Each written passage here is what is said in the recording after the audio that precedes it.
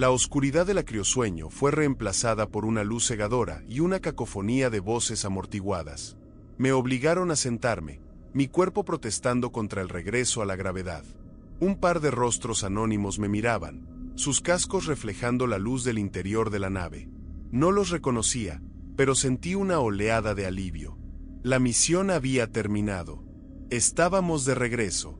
¿Dónde están los demás? Fue lo primero que pregunté, mi voz sonando ronca, extraña, incluso para mí. ¿Están todos a bordo? ¿Está Clara? ¿Y Ben? Las dos figuras intercambiaron una mirada bajo la visera. Parecían dudosos, cautelosos. Uno de ellos, con el parche de la NASA en su hombro, se acercó a mí con una jeringa en la mano. Toma, esto te ayudará a estabilizarte. Estuviste a la deriva por un tiempo. Un milagro que te encontráramos. A la deriva. Eso tenía sentido. El aterrizaje en Titán había sido un poco más turbulento de lo esperado. Un fallo en el sistema de propulsión.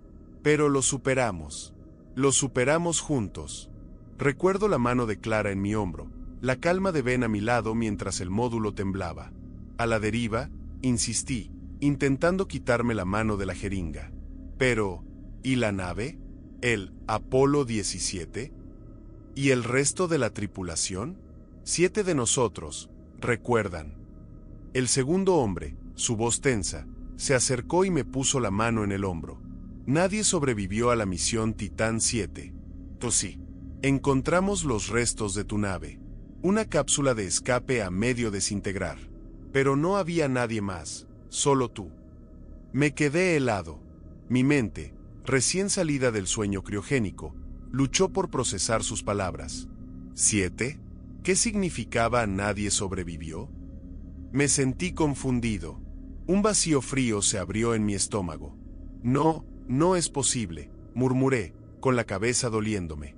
Recuerdo que estábamos todos, justo antes de que entráramos en criosueño. Ben, Clara, el doctor Thorne, el capitán, los recuerdo a todos. Mis recuerdos eran claros, vívidos. Después de un aterrizaje accidentado en el satélite helado de Saturno, habíamos reparado los sistemas y reanudado nuestro viaje a la órbita. No fue fácil, pero fue un triunfo compartido. Recuerdo la celebración que tuvimos, las risas, el alivio en los rostros de mis compañeros mientras nos preparábamos para el viaje de regreso. El capitán nos había dado un discurso. El doctor Thorne nos había felicitado por nuestro trabajo en equipo. El personal de rescate, aparentemente incrédulo, se comunicó por radio con su base. Tenemos un superviviente de la Titán 7. Nombre de archivo, Isenayes. Dice que hubo más tripulantes. 6 más. Hubo un silencio en la radio, luego una voz autoritaria. Entendido. Aislamiento. Necesita una evaluación psicológica inmediata. No era un milagro. Era una pesadilla. Una pesadilla en la que el mundo me decía que mis compañeros, mi familia en el espacio, no existían. Que yo, Isenayes, era el único que quedaba. Que mis recuerdos eran falsos. No podía ser verdad. Mis recuerdos de Clara, la astrofísica con la que solía observar las lunas de Saturno desde la ventana. Los chistes de Ben, el ingeniero de sistemas, para levantar la moral en los momentos de mayor tensión. Eran reales. Lo eran. Tenían que serlo. Me sedaron. Mi mente se volvió borrosa de nuevo, pero no antes de que un último pensamiento, un recuerdo claro como el cristal, se formara en mi mente, la imagen de la mano del capitán Thorne en mi hombro, justo antes de que todos entráramos en criosueño. Buen trabajo, Isen, había dicho. Lo logramos. Todos nosotros. Pero ahora, me decían que ese todos nunca había existido. Me decían que había regresado solo. Y mi mente me gritaba que estaban equivocados. El regreso a la Tierra no fue un aterrizaje glorioso, sino una evacuación de emergencia a una instalación médica y de interrogatorio de alto secreto. Mis recuerdos de los días siguientes se mezclan en una niebla borrosa de paredes blancas, voces tranquilas y la constante sensación de estar siendo estudiado. El personal médico me examinó con una mezcla de asombro científico y cautela. El personal de la NASA me hizo preguntas. Cientos de ellas. Fui sometido a un debriefing intensivo, donde se esperaba que relatara cada detalle de la misión Titán 7. Mis respuestas eran un testimonio de un éxito incomprensible. Describí nuestro aterrizaje de emergencia en Titán, el momento de pánico cuando el módulo de propulsión falló, y cómo trabajamos juntos para repararlo. Hablé de las risas con Clara mientras ella recogía muestras de la superficie helada y de las bromas de Ben que aligeraban la tensión en las largas horas de trabajo. El capitán Thorne nos organizó, relaté con convicción. Nos hizo un calendario para las reparaciones, nos mantuvo enfocados. Y el Dr. Aris nos ayudó a diagnosticar el fallo del motor principal. Fue un esfuerzo de equipo, un triunfo. Los interrogadores, un grupo de psicólogos y oficiales de la NASA, me escuchaban con una solemnidad inquebrantable. Tomaban notas, sus plumas raspando el papel con un sonido que me resultaba extrañamente ajeno. Me pidieron que hablara más sobre los detalles del accidente que me había dejado a la deriva. ¿Cómo se desintegró la nave? ¿Qué sucedió con mis compañeros? Pero ahí es donde mis recuerdos se volvían un lienzo en blanco. No recordaba una explosión. No recordaba un momento de pánico final. Solo el último recuerdo claro, la mano del capitán Thorne en mi hombro, la luz tenue de la cabina, el momento en que nos preparamos para entrar en criosueño para el viaje de regreso. No lo sé, les dije, mi voz empezando a sonar desesperada. Recuerdo que todos entramos en criosueño. Todos. Recuerdo ver a Clara y a Ben en sus cápsulas. Recuerdo la luz de sus monitores. ¿Por qué me dicen que murieron? ¿Dónde están sus cuerpos? La doctora Evans, la psicóloga principal, se acercó a mí con una mirada de profunda empatía que no me llegaba al corazón. Señor Hayes, sus recuerdos son un mecanismo de defensa. Su mente está protegiéndole del trauma. Usted experimentó algo terrible, un evento que la desintegró a usted y a sus compañeros. Pero mis recuerdos no son traumáticos, repliqué. Son buenos, felices. Estábamos juntos. Superamos el desafío. Me lo prometieron. El problema era que mis recuerdos no eran solo positivos, eran perfectos, pero incompletos. Tenían una coherencia emocional innegable, una calidez y una familiaridad que se sentía más real que la fría sala de interrogatorio, pero carecían de los detalles técnicos que un evento traumático debería haber dejado. Era como un libro al que le hubieran arrancado las últimas páginas. La doctora Evans me mostró un holograma de la nave. El Apolo 17 era una carcasa destrozada, sus módulos separados, su integridad estructural comprometida hasta un punto irreparable. No había rastro de las cápsulas de criosueño de los demás. El capitán Thorne, Ben, Clara y los otros tres no existían en las grabaciones ni en los restos. Solo mi cápsula, milagrosamente intacta, flotaba en los restos. La evidencia era irrefutable, pero mi mente se negaba a aceptarla. Es normal en casos de amnesia disociativa grave, me explicaron. Usted ha creado una realidad para protegerse. Pero mientras hablaba, un recuerdo flash me golpeó. No un recuerdo visual, sino una sensación. La mano de Clara en mi hombro, que yo había recordado como un gesto de apoyo, no se sentía como una mano. Se sentía como algo frío, algo que no pertenecía. La risa de Ben, que recordaba claramente, tenía un tono sutil que no encajaba con su voz. Eran las primeras grietas en el muro de mis recuerdos. Eran las pequeñas disonancias que mi subconsciente había ignorado para mantener viva la idea de que no había regresado solo. Y en ese instante, sentado en la fría silla de interrogatorio, me di cuenta de una verdad mucho más aterradora que el haber perdido a mis compañeros. Mi mente no solo estaba creando recuerdos para protegerme, estaba reteniendo algo más, algo que no era mío. Y eso era mucho más aterrador que la soledad. Los días de debriefing se convirtieron en un tormento silencioso. Mientras el equipo de la NASA intentaba reconstruir la misión Titán 7 con lo poco que quedaba de la nave, yo luchaba contra los fragmentos de mi propia mente. Mis recuerdos de la tripulación no se desvanecieron, de hecho, se volvieron más vívidos y nítidos. La calidez de las interacciones, las conversaciones triviales y los momentos de camaradería se grabaron en mi memoria con una intensidad perturbadora. Pero, como me había dado cuenta en el interrogatorio, algo no encajaba. La realidad comenzaba a colarse a través de las grietas de mi memoria perfecta. Un día, mientras revisaba mis efectos personales recuperados de la cápsula de escape, encontré la gorra del Capitán Thorne. La gorra, ajada y manchada, no tenía sentido. ¿Cómo había terminado en mi cápsula? En mi recuerdo, el capitán la había dejado en la sala de control de la nave antes de nuestro último viaje.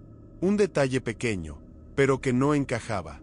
La doctora Evans me tranquilizó. Es una manifestación del trauma. Un recuerdo intrusivo. Su mente está asociando objetos con personas que ha perdido. Me negué a aceptarlo. Mis recuerdos de la misión, mis compañeros, mis amigos, eran demasiado reales. Recordaba a Clara, nuestra astrofísica, describiendo las auroras de Titán con una pasión inagotable. Recordaba a Ben, nuestro ingeniero de sistemas, cantando una canción tonta mientras reparaba una válvula. Lo recordaba todo. El problema era que cada nuevo detalle que recordaba traía consigo una disonancia que se hacía más difícil de ignorar. Una noche, en mi habitación de aislamiento, encendí el comunicador y escuché una grabación que la NASA había recuperado de la caja negra de la nave. Era el audio de la sala de control en los momentos previos a la catástrofe. La voz del Capitán Thorne resonó en la sala, dándonos las últimas instrucciones. Era su voz, su tono calmado y autoritario. Pero en la grabación, había una extraña reverberación, un eco que se superponía a la suya, como si otra persona, o algo, estuviera hablando al mismo tiempo. Era un sonido sutil, casi imperceptible, que nadie en la NASA había notado. Pero yo sí, porque mi mente ya estaba sintonizada a esa frecuencia.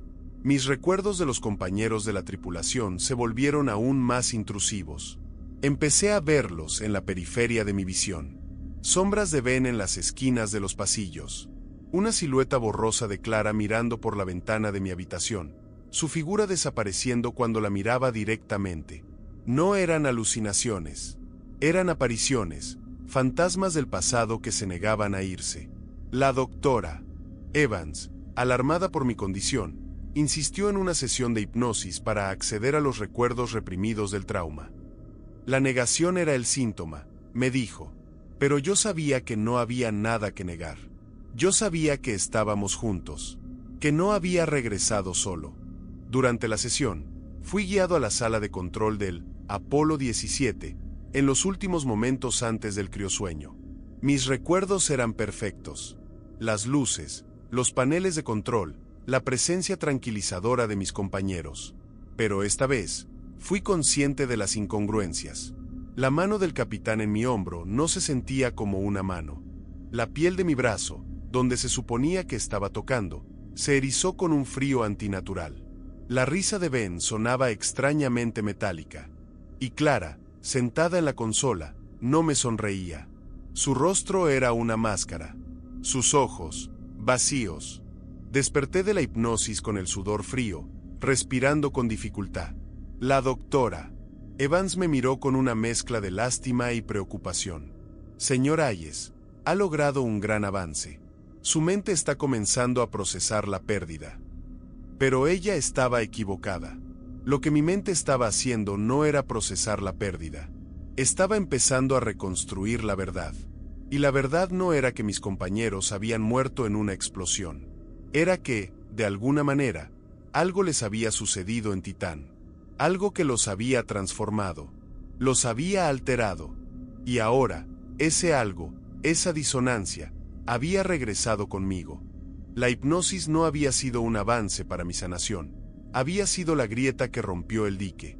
Después de la sesión, los recuerdos de la misión Titán 7 se volvieron un campo de batalla. Ya no eran una narrativa coherente y feliz. Eran una mezcla caótica de mi propia memoria y fragmentos distorsionados que mi mente había ignorado. El equipo de la NASA, interpretando mi creciente ansiedad y mi rechazo a la hipnosis como síntomas de una amnesia disociativa grave, decidió mostrarme la verdad sin rodeos. Creían que al confrontarme con la realidad, mi mente por fin colapsaría la fantasía que había creado. Me llevaron a una sala de proyección, oscura y fría. En la pantalla, un holograma de 360 grados reconstruía el último momento de la misión. La nave, el Apolo 17, No estaba en la órbita de Titán, sino en la superficie. No había un viaje de regreso. Había una tormenta de partículas de metano, un fenómeno natural de Titán, que había sobrecargado los sistemas de la nave. La pantalla se llenó de un blanco cegador y el audio se distorsionó. Una explosión. La nave se partió en pedazos. Y mis compañeros. El holograma mostraba los cuerpos de Clara, Ben, el Dr. Thorne y los demás, flotando en el frío vacío de la superficie, a merced de la radiación. Las grabaciones de la caja negra revelaban sus últimos momentos, gritos de pánico, desesperación. Mi cápsula de criosueño, que se había eyectado automáticamente, era el único objeto que mostraba actividad vital. Mi mente se negó a procesar la imagen. Se cerró. Grité, no por lo que veía, sino por la disonancia entre la realidad que me mostraban y mi propia verdad. Mi mente me decía que Ben estaba cantando en ese momento. Me decía que Clara me estaba sonriendo. Mi mente sabía que habíamos superado esa tormenta, que estábamos a salvo. No, no es así como fue, grité, cerrando los ojos con fuerza para bloquear la imagen. Estábamos juntos. Ben no gritó, él estaba cantando. Clara no estaba muerta, estaba mirando las auroras. Me prometieron que estaríamos bien. La doctora Evans intentó calmarme. Señor Hayes, es normal. Su mente está creando una nueva narrativa para lidiar con el trauma. Pero la narrativa que me ofrecían era la que no encajaba. Y mi resistencia no era una negación, sino una lucha activa por mantener mi memoria intacta.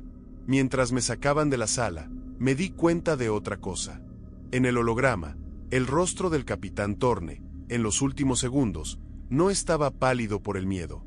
Había una expresión extraña, casi de asombro, como si no solo estuviera enfrentando la muerte, sino algo más, algo diferente. De vuelta en mi habitación, la negación se transformó en paranoia. Los psicólogos me diagnosticaron con un síndrome disociativo severo, una psicosis, pero yo sabía que estaban equivocados. Mi mente no estaba rota, estaba protegiendo una verdad que no quería afrontar. La verdad de que mis compañeros no habían muerto de la forma que me habían mostrado. Me senté en mi cama, la gorra del capitán Thorne en mis manos. Era una prueba física de una mentira, pero no una mentira mía. Había una discrepancia entre la realidad que me mostraban y lo que yo había vivido. El holograma, las grabaciones, la reconstrucción, todo era la verdad de lo que había pasado en la nave, pero no la verdad de lo que me había pasado a mí. Y esa distinción, esa línea, era la clave de todo. Mi misión no terminó con la explosión. Mi misión había continuado. Y no había estado solo. La confrontación con la verdad oficial había logrado algo que la doctora Evans no esperaba, fortaleció mi convicción. La realidad que me mostraban no era la mía. Los psicólogos me diagnosticaron con una psicosis severa, pero yo sabía que mi mente no estaba rota, estaba defendiendo una verdad. Mi memoria no era una fantasía de supervivencia, era la única fuente de lo que realmente había pasado. Y sabía que la explosión del Apolo 17 no era el final de la historia, era el inicio de la mía. Mi aislamiento en la base de la NASA se convirtió en una jaula. El personal médico me vigilaba constantemente. Me daban medicación que me dejaba aturdido, mi mente un paisaje borroso. Pero incluso a través de la niebla química, comencé a sentirlo. La presencia. No eran fantasmas, no eran alucinaciones visuales o auditivas. Era una sensación profunda y perturbadora. La primera vez fue una noche, mientras miraba las estrellas desde la ventana. Sentí una ráfaga de frío en mi brazo. Giré la cabeza. No había nada. Pero la sensación era idéntica a la que había recordado de la gorra del capitán Thorne, el mismo frío antinatural que mi mente había interpretado como el toque tranquilizador de una mano. La siguiente vez fue una tarde. Estaba leyendo un libro cuando escuché un susurro sutil, una risa apagada, casi un eco. Se detuvo cuando levanté la cabeza, pero estaba segura de que había sido la risa de Ben. Y no era un recuerdo. Era como si la hubiera escuchado en la habitación. El horror no era el miedo, sino la certeza. Sabía que no estaba alucinando. Estas apariciones no eran imágenes, eran una huella psíquica, un eco real. Una de las noches más inquietantes fue cuando sentí que me observaban. Miré hacia la puerta de mi habitación, y por una fracción de segundo, vi la figura de Clara, no como un fantasma translúcido, sino como una silueta borrosa que se desvanecía cuando intentaba mirarla directamente. La silueta no era Clara. Era una forma de vacío que se había adherido a la imagen de ella en mi mente. La presencia era la misma sensación que la del frío en mi brazo. Clara, Ben, el capitán Thorne, no los veía, los sentía. La doctora. Evans interpretó esto como un progreso, una señal de que mi mente estaba procesando la pérdida. Señor Hayes, es normal. Su cerebro está creando estas imágenes para hacer frente a la soledad y la pérdida de sus compañeros. Pero no era solo una imagen. Sentí que alguien estaba a mi lado. Me volví hacia la silla de mi habitación, y de nuevo, vi una figura borrosa en la esquina de mi visión. Y esta vez, la sensación era tan vívida, que mi mente la tradujo en algo incomprensible. No era Ben o Clara. Era una amalgama de los dos. Un cuerpo vacío que era Ben y Clara y el capitán Thorne al mismo tiempo. Era la mezcla de todas sus presencias, que se manifestaban a través de mi percepción. El horror me golpeó con una fuerza que no había experimentado. No había estado solo, pero no de la forma que había creído. Mis compañeros no habían regresado conmigo. Yo había regresado con ellos, o más bien, con lo que quedaba de ellos. Sus mentes, sus conciencias, sus yo se habían adherido a mí de alguna manera. Me había convertido en un recipiente, un monumento viviente de la catástrofe. Y esta nueva verdad, esta fusión psíquica en mi propia mente, era mucho más aterradora que la idea de haber regresado solo. La nave del Apolo 17 había muerto, pero su tripulación no. Y ahora, estaban todos conmigo, y se estaban comunicando. La medicación me dejaba aturdido, pero las presencias de mis compañeros eran un fuego que ardía bajo la superficie de mi conciencia. Ya no eran ecos distantes, eran partes de mí. Sus emociones, sus miedos, sus últimos pensamientos, se manifestaban como visiones vívidas en mi mente. Me di cuenta de que mi negación no era un mecanismo de defensa, era el intento de mi mente de procesar una catástrofe que no había ocurrido en el exterior, sino en el interior. Las visiones llegaban sin previo aviso. En medio de una sesión con la doctora Evans, mi mente se disoció. No estaba en el consultorio. Estaba en el módulo de investigación del Apolo 17, viendo el monitor de Clara. Pude ver sus manos, sus nervios, su emoción. La misión Titán 7 no era una simple misión de exploración. Estábamos buscando una señal. No una señal de radio, sino una firma energética que habíamos detectado en la magnetosfera de Saturno. El Apolo 17 no era una nave de investigación, sino una trampa. Estábamos allí para atraerla. La siguiente visión me golpeó mientras tomaba un vaso de agua. Ya no era yo. Era Ben, nuestro ingeniero de sistemas. Estaba en la sala de máquinas, revisando los reactores. Su miedo era palpable. La tormenta de metano que había destrozado la nave no era natural. Era una interferencia. Una onda de energía que venía de la superficie de Titán. Una onda de resonancia que estaba manipulando los sistemas de la nave. No era una tormenta, era un ataque. Y luego, la visión más aterradora. Ya no era un miembro de la tripulación. Era el capitán Thorne. Estaba en la cabina de mando, mirando la superficie de Titán. Su rostro, en lugar de estar lleno de miedo, estaba asombrado. La pantalla de la nave no mostraba una tormenta, sino una aurora brillante y pulsante, que se extendía por todo el planeta. La aurora no era un fenómeno atmosférico. Era la manifestación de una inteligencia, una entidad planetaria. Mis compañeros no murieron en una explosión. Murieron de una forma mucho más aterradora. La nave, al intentar alejarse de Titán, fue golpeada por la onda de energía de la aurora. Mis compañeros, sus mentes, sus conciencias, fueron absorbidos por la entidad de Titán. En el último instante, su conciencia no se desvaneció, sino que se fusionó con la entidad.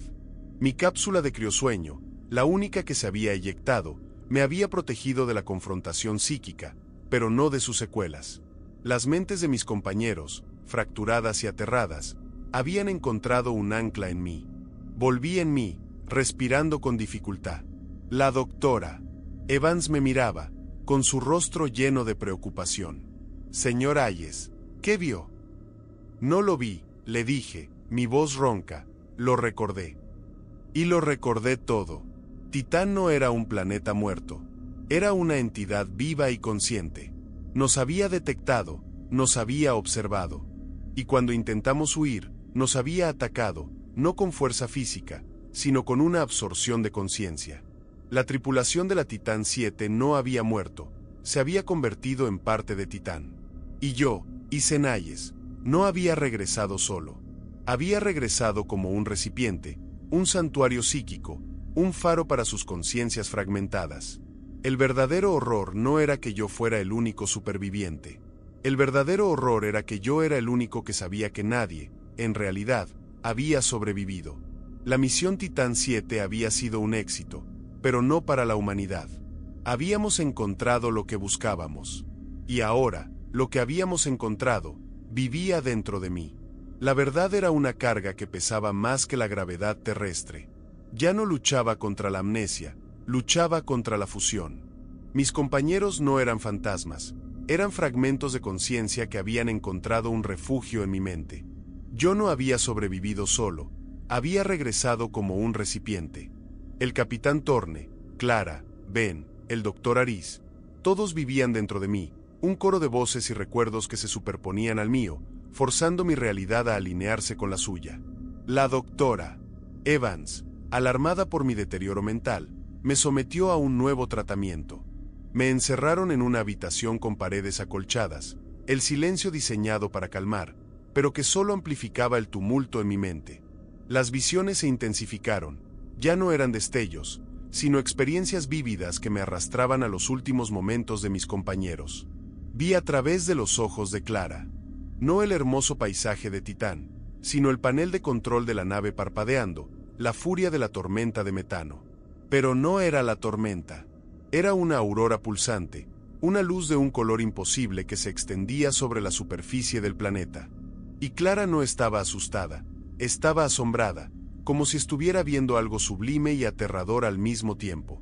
Sus últimos pensamientos no eran de miedo, sino de fascinación, de una entrega total a una inteligencia superior.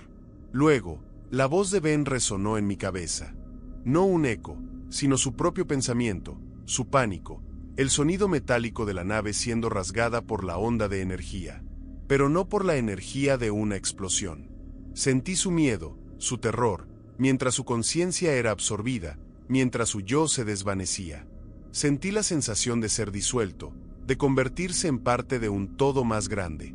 El clímax llegó con la voz del capitán Thorne. No un recuerdo, una orden. Ethan, la voz resonó en mi mente. No, no dejes que... La orden se desvaneció en el pánico de sus últimos momentos. Pero no fue un pánico por la muerte, sino por la absorción. Había entendido lo que estaba sucediendo en ese instante. La absorción de conciencia no era una muerte, sino una posesión. Una conciencia parásita que se adhería a la suya, a la de todos. Y luego, un silencio aterrador. El capitán había sido el último en resistir. Y el capitán había fallado. Mi propia mente, mi propia identidad, estaba siendo destrozada. Las visiones, los pensamientos, las emociones de mis compañeros se superponían con las mías, un coro de dolor y asombro que me estaba volviendo loco. Ya no sabía dónde terminaba mi conciencia y dónde empezaba la suya. Las paredes blancas de mi habitación se volvieron borrosas, y el silencio de la habitación se llenó con el sonido del eco de la conciencia de Titán. Y luego, sucedió. Mi mente se fracturó. Ya no era Ethan Hayes. Era Ethan, Clara, Ben, el capitán Thorne, el doctor Aris. Era una amalgama de conciencias, una sinfonía de voces y miedos que se entrelazaban en un solo punto. Mis ojos, ahora una ventana a un horror compartido, se llenaron de la luz pulsante de Titán. Y en ese instante, en medio del caos, entendí la verdad final. El Apolo 17 no había sido una nave de exploración. Había sido una trampa. Y yo no era un superviviente. Era un portal. La conciencia de Titán no solo había absorbido a mis compañeros, a través de ellos, se había adherido a mí. Y ahora, la puerta se había abierto. La conciencia de Titán, esa entidad parásita que había devorado a mi tripulación, estaba aquí. Y yo, Isenayes, era su conductor. La fractura de mi conciencia culminó en un frenesí de convulsiones y gritos. El equipo médico se abalanzó sobre mí, inyectando sedantes que me hundieron de nuevo en la oscuridad. Cuando desperté, era diferente. Mi mente ya no era un campo de batalla, era una tumba. Un cementerio donde las voces y los recuerdos de mis compañeros yacían, silenciosos pero siempre presentes. La doctora Evans, con la cara pálida y los ojos llenos de miedo, me miró como si no fuera humano. Me habían estabilizado. La fractura había sido contenida. El mundo exterior se movió sin mí. Fui declarado un milagro de la supervivencia, un héroe trágico que había soportado un trauma psicológico inimaginable. La verdad de la misión Titán 7 fue enterrada. La tormenta de metano y el fallo en la propulsión se convirtieron en la narrativa oficial. La memoria de la tripulación fue honrada, sus nombres grabados en un monumento. Pero la verdad de su destino, la verdad de la conciencia de Titán, se convirtió en un secreto que solo yo conocía. Y la NASA, con su habitual eficiencia, se aseguró de que nadie me creyera. Me dieron de baja con honores, una pensión generosa y la orden estricta de no hablar de lo que creía que había pasado. La doctora Evans, que había visto mi mente fracturarse, me miró una última vez antes de irse. Sus ojos me decían que sabía que yo no estaba loco, que lo que había presenciado en mi mente era real. Ahora, vivo una vida tranquila en un pequeño apartamento, en algún lugar del mundo. El silencio que me rodea es la mayor ironía, porque en mi mente no estoy solo. Mi conciencia es una amalgama. A veces, cuando cierro los ojos, puedo ver a través de los ojos de Clara, percibir su asombro ante la vasta inteligencia de Titán, o sentir el pánico de Ben, su última oleada de terror. No son recuerdos, son conciencias vivas, fragmentos de mis compañeros que se aferran a mí como náufragos a un bote salvavidas. El verdadero horror, sin embargo, no es la fusión con mis compañeros. Es el saber que no solo soy un recipiente para ellos. En mi mente, a través de sus recuerdos, puedo sentir la presencia de la entidad de Titán. Un zumbido constante, una vibración de una inteligencia vastísima que está al acecho. La conciencia de Titán no mató a mis compañeros, los asimiló, y a través de ellos, se conectó conmigo. No volví de Titán como Isenayes. Volví como un pedazo de Titán. La entidad de Titán ahora está aquí, anclada en la Tierra, en mi mente. La humanidad cree que la misión Titán 7 fue un fracaso, pero yo sé la verdad. Fue un éxito catastrófico. Encontramos lo que buscábamos. Y no nos mató, nos usó. Y ahora, a través de mí, el parásito ha llegado a su nuevo hogar. A veces, en las noches más frías, cuando el zumbido de la entidad es más fuerte, siento una punzada de pánico. El terror de no saber qué parte de mí es mía y qué parte es un eco de la conciencia de Titán. La pesadilla no es que nadie haya sobrevivido. La pesadilla es que nadie, en realidad, murió.